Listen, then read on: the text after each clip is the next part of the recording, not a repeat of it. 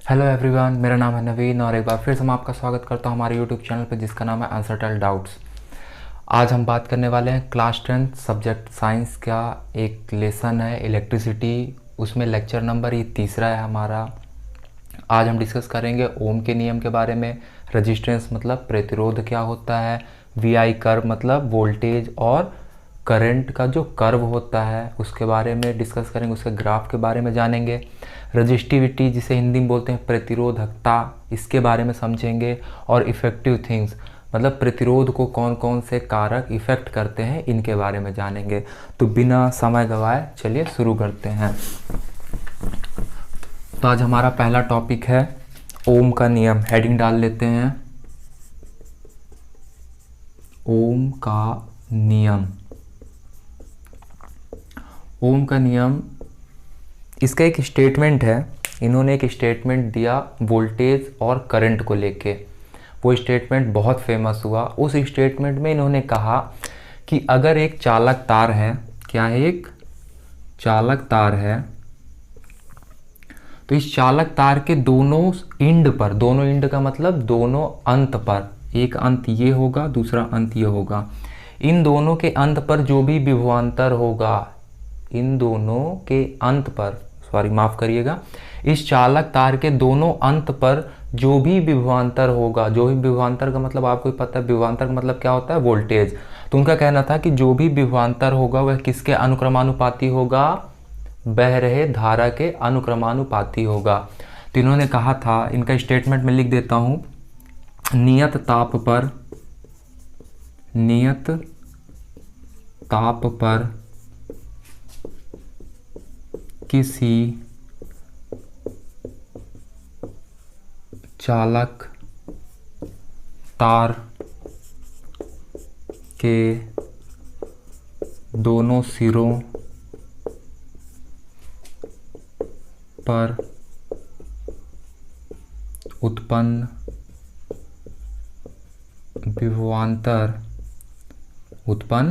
विभवांतर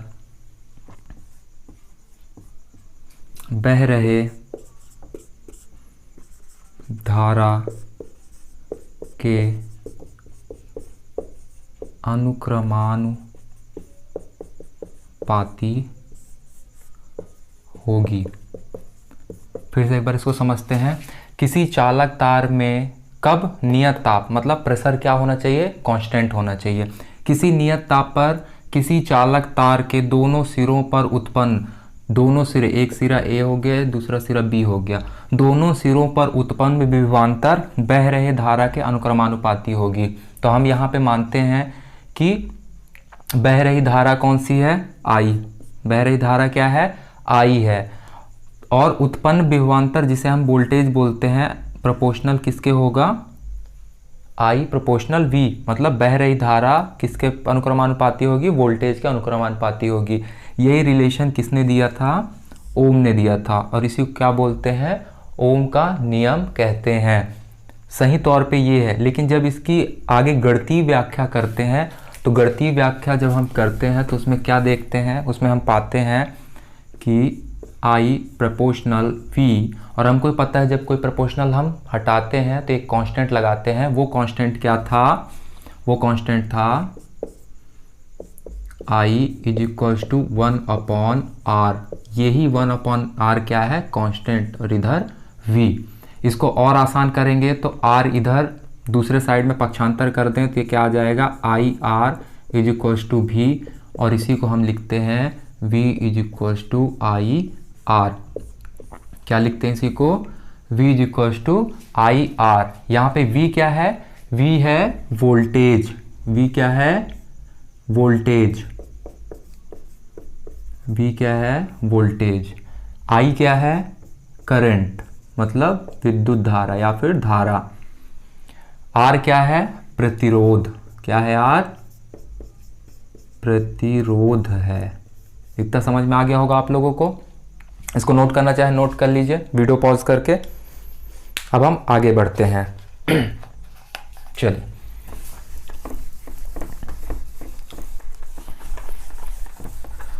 तो हमने क्या देखा कि हमारा रिलेशन कहाँ तक आ गया, V is equals to I R तक, जहाँ पे R क्या है, R एक प्रतिरोध है। R को हम क्या बोलते हैं, प्रतिरोध बोलते हैं। अब इसको प्रतिरोध बोलते हैं। यहाँ पे एक रिलेशन और आता है जिसके बारे में आप आगे पढ़ेंगे कि R is equals to R, यहाँ I का पक्षांतर कर दें तो क्या आया, V अपॉन I। क्या आता है, R is equals to V upon I। तो R अगर प्रतिरोध है तो R की कोई ना कोई यूनिट होगी। बिल्कुल सही, R की यूनिट क्या है, ओम। यूनिट क्या है इसकी, ओम। और इसका साइन कैसा होता है, इस प्रकार से, ओम। मतलब हम रेजिस्टेंस की यूनिट क्या बोलेंगे, ओम बोलेंगे। फॉर एग्जांपल अगर बोले रेजिस्टेंस 2 ओम, तो R का मान हम लिखेंगे 2 ओम, तो हम क्या साइन बनाएंगे, कुछ ऐसा साइन बनाएंगे। 3 ओम लिखने को बोले तो 3 ओम, ऐसा साइन बनेगा। इतना समझ में आ गया, क्लियर है इतना? कोई डाउट? अगर कोई डाउट है तो कमेंट सेक्शन में पूछ सकते हैं, ठीक है। अब हम बढ़ते हैं आगे। प्रतिरोध के बारे में थोड़ा सा जाना कि इसकी यूनिट क्या होती है, इसके बारे में थोड़ा सा डिटेल हम समझ लेते हैं। प्रतिरोध, हेडिंग डाल लेते हैं, प्रतिरोध क्या होती है। प्रतिरोध जिसको हम किससे डिनोट करते हैं, R से डिनोट करते हैं, जिसकी यूनिट क्या होती है, ओम यूनिट होती है। और साइन क्या होता है, ये साइन होता है, ठीक है। कोई कंफ्यूजन? कोई कंफ्यूजन नहीं होनी चाहिए। चलिए, प्रतिरोध R से डिनोट करते हैं, जिसका मात्रक ओम से हम मेजर करते हैं। और साइन क्या होता है, ये साइन है ओम का, ठीक है। अब बात करते हैं प्रतिरोध आखिर है क्या। प्रतिरोध का मतलब आप समझ सकते हैं रुकावट, एक तरह से क्या, रुकावट। जैसे हम अगर सड़क पे जा रहे होते हैं तो वहाँ पे प्रतिरोध क्या होते हैं, सड़क में प्रतिरोध का काम कौन करता है, बिल्कुल सही, ब्रेकर करते हैं प्रतिरोध का काम, जो हमारे गाड़ी की गति को क्या कर देते हैं, कम कर देते हैं। या फिर जो गड्ढे होते हैं, सड़क में जो गड्ढे होते हैं वो भी प्रतिरोध का काम करते हैं ना, जो गाड़ी की गति को कम करते हैं। सेम यहाँ भी वही कंडीशन होता है। तो ये किसकी गति को कम करेंगे, जो चल रहा है, क्या चल रहा है, इलेक्ट्रॉन्स चल रहे हैं। तो इलेक्ट्रॉन्स की गति को क्या करते हैं, कम करते हैं। तो प्रतिरोध क्या कहलाता है, प्रतिरोध वह है जो करंट फ्लो होने में रुकावट पैदा करे। क्या कह सकते हैं इसे, धारा बहने में क्या पैदा करे, धारा बहने में रुकावट पैदा करे, धारा बहने में रुकावट पैदा करे, उसे हम क्या बोलते हैं, प्रतिरोध बोलते हैं। इतनी बात समझ में आ गई, प्रतिरोध क्या है, क्लियर है इतना? धारा बहने में जो रुकावट पैदा होती है उसे क्या कहते हैं, हम प्रतिरोध कहते हैं। बाकी सारी चीजें आपके सामने हैं। अब पढ़ते हैं आगे और अब बात करते हैं ग्राफ की। किसकी, ग्राफ। क्या ग्राफ, VI ग्राफ, या फिर इसे बोलते हैं VI कर्व, ठीक है। तो अगला टॉपिक डाल लेते हैं, VI ग्राफ। अगली हेडिंग डाल लीजिए, VI ग्राफ। VI ग्राफ क्या होता है, वोल्टेज करंट ग्राफ। क्या बोलते हैं इसे, वोल्टेज करंट ग्राफ। अच्छा, वोल्टेज करंट ग्राफ का रेजिस्टेंस से क्या रिलेशन है, ये समझने वाली बात है ना, कि प्रतिरोध से इसका क्या लेना देना, यही चीज हम इसमें समझेंगे। हम एक ग्राफ बनाते हैं जिसमें एक क्या है, एक Y एक्सिस है और एक X एक्सिस है। हम सभी को पता है ये X एक्सिस है और ये Y एक्सिस है। Y एक्सिस पे हम किसको रखते हैं, वोल्टेज को रखते हैं। किसको रखते हैं, वोल्टेज को। और X एक्सिस पे हम किसको रखते हैं, करंट को। ये तो समझ में आ गया, क्लियर है। इसमें थोड़ा सा हम अपने हिसाब से मार्किंग कर लेते हैं, 1 2 3 4 5 6। आई किसमें, ये किसमें है, धारा किसमें मापी जाएगी, एम्पियर में, बिल्कुल सही। 1 एम्पियर, 2 एम्पियर, 3 4 5 6 एम्पियर। इतने क्लियर। वोल्टेज में भी हम देख लेते हैं, 2 वोल्ट, वोल्टेज किस में मापी जाएगी, 2 वोल्ट, वोल्ट में हमेशा, ठीक है। 2 4 वोल्ट, 6 वोल्ट, 8 वोल्ट, 10 वोल्ट, ठीक है। वोल्टेज किस में नापी जाएगी, वोल्ट में। और ये किस में, एम्पियर में। इधर क्या रखा हमने, वोल्टेज रखा। क्या रखा, वोल्टेज, ठीक है। इधर हमने क्या रखा, धारा या फिर करंट, विद्युत धारा की बात हो रही है, ठीक है। अब यहाँ पे हम देखते हैं कि हमने जब 2 वोल्ट करंट दिया, 2 वोल्ट सॉरी विभवांतर कितना हमने जनरेट किया, 2 वोल्ट का विभवांतर हमने जब जनरेट किया तो हम क्या पाते हैं, कितना करंट बहता है, 1 एम्पियर। कितना, 1 एम्पियर, ठीक है। 4 वोल्ट का विभवांतर अगर हम उत्पन्न किए तो करंट कितना बहा, 2 एम्पियर, ठीक। 6 वोल्ट का अगर हम क्या उत्पन्न किए, विभवांतर उत्पन्न किए, तो हमने क्या देखा, करंट कितना फ्लो हुआ, 3 वोल्ट। अगर हमने 8 वोल्ट का विभवांतर उत्पन्न किया तो हमने देखा करंट कितना फ्लो हुआ, 4 वोल्ट। ये तो समझ में आ रहा, 2 वोल्ट का विभवांतर 1 एम्पियर करंट, 4 वोल्ट का विभवांतर 2 एम्पियर करंट, सेम क्या हो रहा, प्रोपोर्शनल हो रहा। तो हमने ये अनुक्रमानुपाती वाली बात हम पहले भी देखे थे ना, क्या था, I अनुक्रमानुपाते V, मतलब करंट और वोल्टेज अनुक्रमानुपाती हैं। ये चीज आप भी देख सकते हैं, इधर वोल्टेज हम बढ़ा रहे, करंट का मान भी बढ़ता जा रहा। इस कंडीशन में जब हम ऐसा देख रहे हैं, सेम कंडीशन कहाँ पे अप्लाई होगी, यहाँ पे। हमने 10 वोल्ट का विभवांतर उत्पन्न किया तो करंट हमारा कितना फ्लो हुआ, 5 एम्पियर का। इन डॉट्स को जब हम आपस में मिला देते हैं, क्या करते हैं, मिला देते हैं, तो हमको क्या मिलती है, एक स्ट्रेट लाइन मिलती है। क्या मिलती है हमको, एक स्ट्रेट लाइन। इस स्ट्रेट लाइन को हम क्या बोलते हैं, स्लोप। इस स्ट्रेट लाइन को हम क्या बोलेंगे, स्लोप बोलेंगे। ये तो क्लियर है, क्या बोलेंगे इसको, स्लोप। और अगर हम चाहें कि स्लोप की वैल्यू निकाल के लाएं, क्या करके लाएं, स्लोप की वैल्यू निकाल के लाएं, तो हम स्लोप की वैल्यू कैसे निकालेंगे, तो क्या स्लोप की स्लोप के तरीके से अगर हम देखें तो यहाँ कोई एंगल बन रहा है, क्या बन रहा, बिल्कुल बन रहा है, बस उसको थोड़ा सा मार्क करने की जरूरत है। एक्स एक्सिस के समानांतर हम एक लाइन खींचेंगे, एक्स एक्सिस के समानांतर एक लाइन, यहाँ पे देखिए एक एंगल बन रहा है, इस एंगल को हम क्या बोलते हैं, थीटा।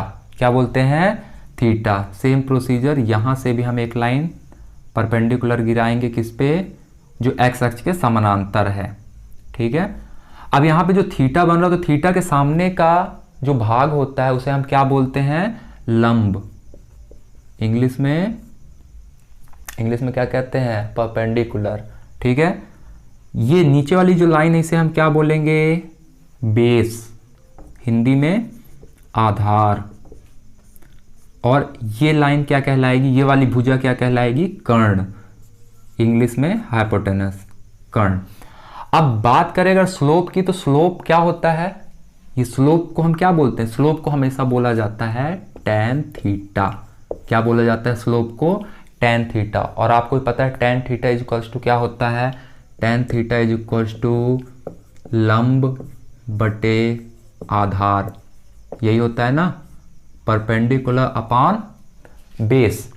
अब यहां से क्या हम लंब की वैल्यू निकाल सकते हैं, जो भी हमारा लंब दिया हुआ है, क्या हम इसकी वैल्यू निकाल सकते हैं, इसकी वैल्यू क्या होगी, क्या होगी, बिल्कुल अंतिम माइनस प्रारंभिक। अंतिम क्या है, ये क्या अंतिम, 10 वोल्ट, तो हम क्या रखेंगे, 10 वोल्ट माइनस प्रारंभिक क्या है, 2, प्रारंभिक 2 वोल्ट बटे आधार में भी सेम कंडीशन, कहां से मेजर करेंगे हम, एक्स एक्सिस के पैरेलल मेजर करेंगे। अंतिम क्या है, 5 एम्पियर माइनस प्रारंभिक क्या है, 1 एम्पियर। यहां से कितना आया, 10 में से 2 गया 8, और यहां 4, कितना निकल के आया, 2। यहां पे जो 2 आ रहा है ये क्या है, जो 2 आ रहा है ये क्या है, यह प्रतिरोध है। क्या है यह, प्रतिरोध, 2 ओम प्रतिरोध निकल के आया। अब बोलेंगे सर ये स्लोप में प्रतिरोध कहां से आ गया, तो वही बात करने के लिए मैं इस रिलेशन के आगे एक और रिलेशन लिखाया था, एक इक्वेशन लिखाया था, एक समीकरण। वह समीकरण क्या बोल रहा था, वह समीकरण था R इज इक्वल्स टू, क्या निकल के आया था, V अपॉन I। क्या यहाँ भी सेम तरीका निकल रहा है, जो आपने 10 माइनस 2 किया क्या ये V है, जो आपने 5 माइनस 1 किया क्या ये I है। तो जब V अपॉन I यहाँ पे आ रहा है तो हमको ही पता है V upon I is equals to क्या होता है, R, वोल्टेज बटे करंट बराबर प्रतिरोध।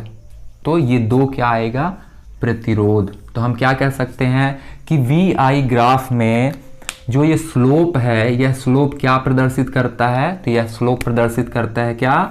प्रतिरोध प्रदर्शित करता है। क्या? प्रतिरोध प्रदर्शित करता है। आई होप इतना समझ में आ गया होगा। नोट डाउन करना चाहें तो इस ग्राफ को नोट डाउन कर सकते हैं और पता कर सकते हैं कैसे स्लोप से प्रतिरोध निकाला जाता है। चलिए ठीक है, अब आगे बढ़ते हैं अपने अगले टॉपिक की ओर। और हमारा अगला टॉपिक है प्रतिरोध। हमने पढ़ लिया, ठीक। प्रतिरोध के बाद वी आई कर्व भी पढ़ लिया। ओके ठीक। तो अब यहाँ पे बात आती है किसकी? प्रभावित करने वाले कारकों की। किसकी बात आती है? प्रतिरोध को प्रभावित करने वाले कारक। ये नॉर्मल सी बात है, अगर प्रतिरोध हो रहा है तो किसी न किसी चीज़ से इफेक्ट तो होगा। हमको पता है एक प्रकार की क्या है? रुकावट है। क्या है? एक प्रकार की रुकावट है। तो इसमें कुछ ना कुछ इफेक्ट तो पड़ेगा ना, कुछ ऐसे कारण होंगे जिसकी वजह से प्रतिरोध में भी इफेक्ट पड़े। तो हेडिंग डालो, प्रतिरोध को प्रभावित करने वाले कारक। प्रतिरोध को प्रभावित करने वाले कारक। ठीक है, तो सबसे पहला कारक क्या है? सबसे पहला कारक है चालक तार की लंबाई। अगर हम पर्टिकुलर चालक तार के ऊपर बात करें तो पहला जो कारक होगा वह क्या होगा? चालक तार की लंबाई। मतलब हम कुछ ऐसा मान सकते हैं कि अगर ये एक चालक तार है, इसकी लंबाई अगर अभी फिक्स है तो इसमें प्रतिरोध भी फिक्स होगा। बिल्कुल बनी सी बात है, ठीक है। अगर इसकी लंबाई हम बढ़ा देते हैं, इसकी लंबाई अगर हम बढ़ा देते हैं तो इसमें धारा भी बहेगी, और जितनी ज़्यादा धारा बहेगी प्रतिरोध भी उतना ज़्यादा होगा। बात समझ रहे हैं? तो चालक तार की लंबाई डायरेक्ट किससे डिपेंड करती है? प्रतिरोध से डिपेंड करती है। तो इसको हम हमेशा लिखते हैं क्या? Resistance is proportional to length. ठीक है, क्या लिखते हैं? Resistance direct proportional length. मतलब लंबाई जितना बढ़ेगी रेजिस्टेंस उतना ज़्यादा बढ़ेगा। ठीक है, अब बात करते हैं दूसरे कारक की। तो दूसरा कारक है, किस पे डिपेंड करेगा? चालक तार की मोटाई। किस पे? चालक तार की मोटाई पे। ठीक है, लंबाई पे और मोटाई पे। अब मोटाई की अगर बात करें तो मान लो कि अगर ये एक चालक तार है तो ये इसकी क्या है? मोटाई। इस मोटाई को आप इंग्लिश में बोलते हो क्रॉस सेक्शन एरिया, या फिर शुद्ध हिंदी में बात करें तो इसकी त्रिज्या जितनी ज़्यादा बढ़ेगी इसकी मोटाई बढ़ेगी। बात वहीं पे आ गई घूम फिर के। तो हम क्या मानते हैं कि चालक तार की जो मोटाई होगी, अब एक बात सोचो, यह तार जितना पतला होगा करंट फ्लो होने में, मतलब इलेक्ट्रॉन को वहाँ से बुचक के जाने में उतनी ज़्यादा मेहनत लगेगी। ये तार जितना ज़्यादा मोटा होगा करंट उतने तेज़ी से फ्लो कर जाएगा। ठीक है, तो प्रतिरोध, अब यहाँ पे एक बात सोचो, प्रतिरोध तार जितना पतला मतलब प्रतिरोध उतना ज़्यादा होगा, तब ना करंट को क्या होगा? रुकावट होगी एक जगह से दूसरे जगह तक पहुँचने में। तो यहाँ क्या होता है? प्रतिरोध जो होता है वो इन्वर्स प्रोपोर्शनल होता है किसके? क्रॉस सेक्शन एरिया के। यहाँ पे इसका मतलब क्रॉस सेक्शन एरिया है। ठीक है, क्रॉस सेक्शन एरिया, ये वाला जो क्षेत्रफल है इसकी बात हो रही है, ये जो मोटाई दिख रही है। ठीक है, क्रॉस सेक्शन एरिया मतलब इसको डायरेक्ट जब यहाँ से कट करोगे तो ऐसे ही कुछ हिस्सा निकलेगा, इसको हम क्या बोलते हैं? Cross section area. तो यहाँ से क्या रिलेशन निकल के आया? यहाँ से रिलेशन निकल के आया प्रतिरोध अनुक्रमानुपाती 1/, क्रॉस सेक्शन एरिया, इसकी मोटाई। बात समझ में आ गई इतनी? इन दोनों रिलेशन से हम तीसरा रिलेशन निकाल सकते हैं। वो तीसरा रिलेशन क्या होगा?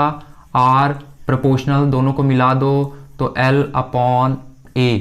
क्या हो गया? आर प्रोपोर्शनल L/A, ये एक रिलेशन हो गया। चलो ठीक है, अब बात करते हैं तीसरे कारक की।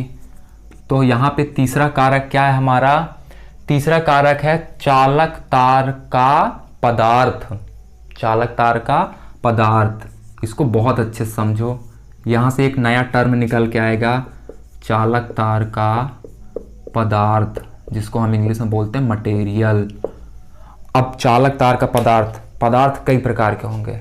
मान लो क्या सिल्वर है, सिल्वर भी है, और क्या हो सकता है, गोल्ड हो सकता है, और कुछ हो सकता है जिसमें हम करंट फ्लो करें। सर क्या बोलते हैं उसको, तांबा। सर तांबा भी हो सकता है, और क्या हो सकता है सर, लोहा भी तो होता है। लेकिन पदार्थ के हिसाब से उनकी रेजिस्टेंस, मतलब उनका प्रतिरोध अलग अलग होता है, और उसके प्रतिरोध के इस गुण को हम क्या बोलते हैं, प्रतिरोधकता। क्या कहते हैं, चालक तार के, मतलब किसी पर्टिकुलर पदार्थ के प्रतिरोध को हम क्या बोलते हैं, उसके गुण को क्या बोलते हैं, प्रतिरोधकता बोलते हैं, प्रतिरोधकता। इस प्रतिरोधकता का साइन क्या होता है, रो। क्या साइन होता है, रो। बात समझ में आ रही, क्या साइन होता है, रो। अब यहां पे देखो, एक तुमको प्रोपोर्शनल दिख रहा है, और हमको क्या करना है, प्रोपोर्शनल हटाना, मतलब कांस्टेंट लगाना, और इससे अच्छा हमको कोई दूसरा उपाय नहीं मिलेगा। तो हम क्या करते हैं, R is equals to rho L upon A।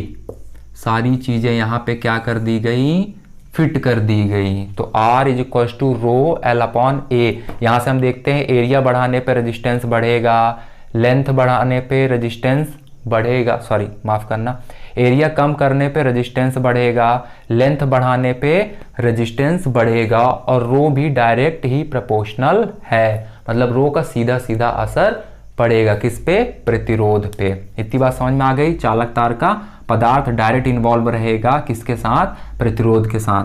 अब बात करते हैं सबसे लास्ट वाले की, क्या डिपेंड करेगा, ताप डिपेंड करता है। क्या, तापमान, टेम्परेचर। तापमान भी क्या करेगा, डिपेंड करेगा इस पे।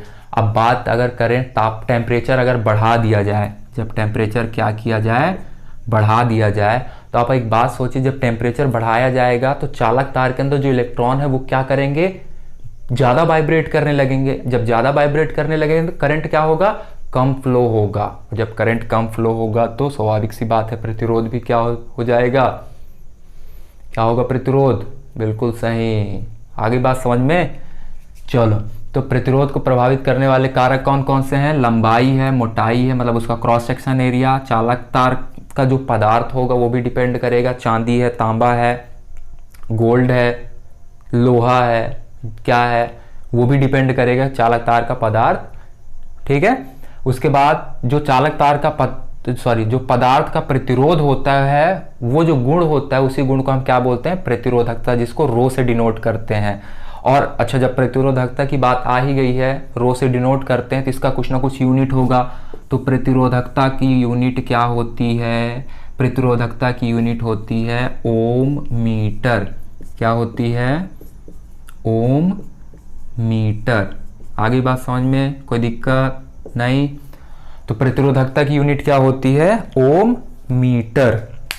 इतना क्लियर हो गया, किसी कोई दिक्कत मेरे हिसाब से नहीं होनी चाहिए।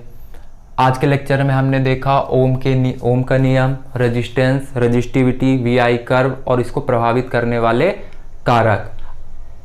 अगर आपको वीडियो पसंद आया हो तो लाइक करें, शेयर करें, सब्सक्राइब करें। पसंद नहीं आया तो आप डिसलाइक कर सकते हैं। अगर कोई सजेशन है तो मुझे कमेंट बॉक्स में ज़रूर बताएं। मेरे से जितना बेस्ट हो पाएगा मैं अपना बेस्ट देने का प्रयास करूँगा। धन्यवाद।